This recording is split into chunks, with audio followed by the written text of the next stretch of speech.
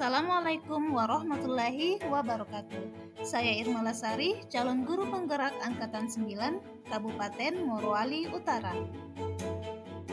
Kali ini saya akan membahas tentang 4 kasus yang ada pada ruang kolaborasi.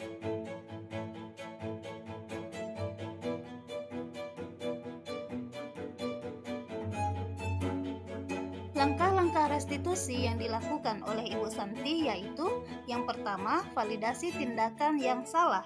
Yang kedua, menanyakan keyakinan kelas yang telah mereka sepakati sebelumnya. Restitusi yang diusulkan oleh Vivi dan Natali menurut saya masih kurang tepat karena meskipun mereka sudah mengakui kesalahan mereka, akan tetapi mereka belum meminta maaf secara langsung kepada Ibu Eni.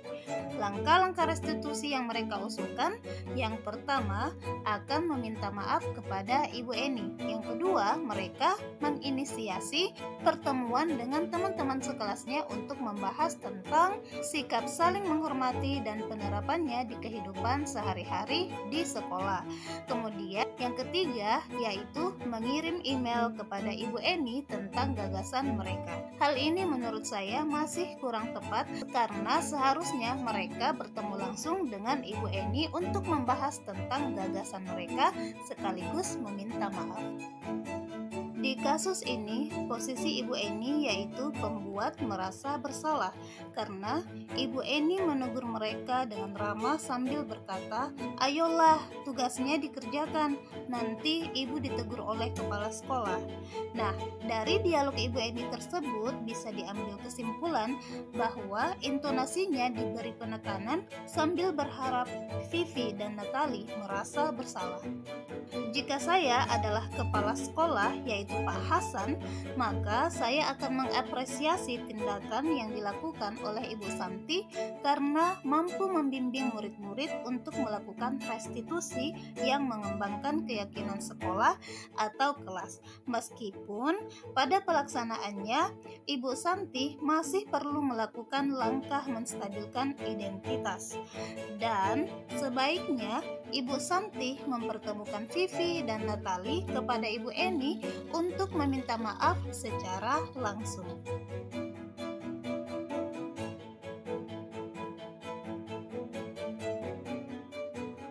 Pada kasus ini, posisi kontrol Pak Lukman adalah sebagai penghukum.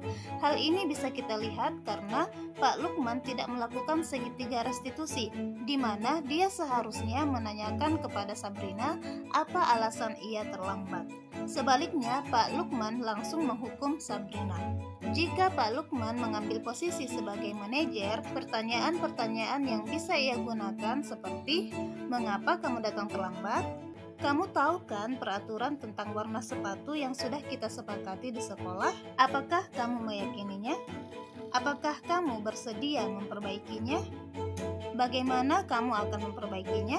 Nilai kebajikan yang ingin dituju oleh sekolah dengan mengadakan peraturan sepatu harus berwarna hitam yaitu nilai keteraturan, nilai keadilan, dan nilai tanggung jawab. Sebagai kepala sekolah, saya tentu saja tidak setuju dengan langkah yang diambil oleh Pak Lukman. Saya akan mengajak Pak Lukman untuk berdiskusi dan menyamakan persepsi tentang kontrol sikap yang seharusnya dan penerapan restitusi segitiga dalam menghadapi masalah yang ada.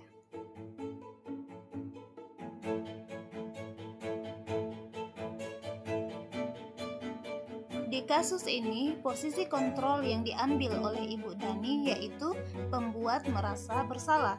Hal ini dilihat dari dialognya yaitu, "Gimana kamu Fajar? Kamu tidak kasihan sama ibu?"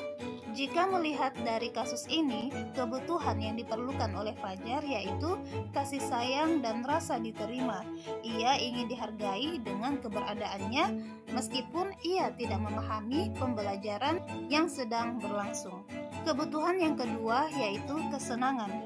Kemungkinan besar ia tidak menyenangi cara belajar yang disampaikan oleh Ibu Dani, sehingga ia merasa bosan dan mengantuk. Hal ini biasanya terjadi di kelas kita. Jadi, sebaiknya guru harus sering merefleksikan pembelajarannya. Jika sikap yang diambil oleh Ibu Dani sebagai pemantau, maka pertanyaan yang bisa ia gunakan yaitu, apakah yang kamu lakukan itu benar? Kamu tidak bisa menjawab pertanyaan di papan tulis. Kamu tahu kan konsekuensinya? Iya, saya hargai usahamu untuk belajar lagi. Setelah itu, kerjakan tugas ini saat istirahat. Saya tunggu hasilnya ya. Untuk mengatasi permasalahan ini sebagai kepala sekolah, saya akan meminta guru BK untuk berdiskusi dengan Fajar tentang mengapa ia melakukan hal tersebut di kelas. Kemudian, saya akan mengajak Ibu Dani untuk berdiskusi, mencari penyebab perilaku Fajar di kelas.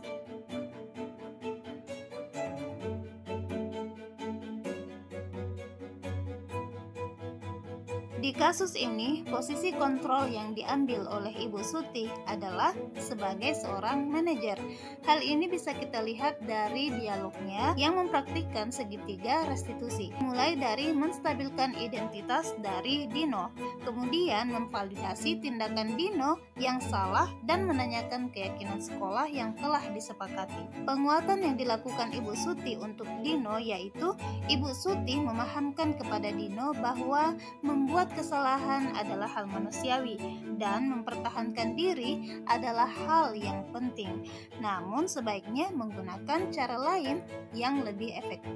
Sedangkan penguatan untuk Anto yaitu Ibu Suti menanyakan pendapat Anto tentang penyelesaian masalah yang ia inginkan.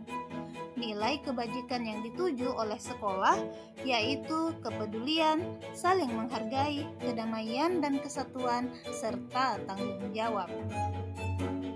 Di akhir diskusi, Bapak Fasilitator kami, Bapak Jumiran SPD MPD, memberikan penguatan bahwa segitiga restitusi tidak hanya digunakan kepada murid, tetapi juga kepada seluruh warga sekolah, terutama kepada guru itu sendiri.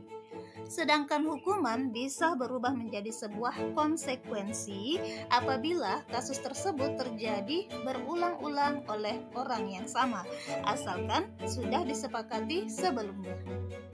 Demikian hasil diskusi kami. Terima kasih. Wassalamualaikum warahmatullahi wabarakatuh.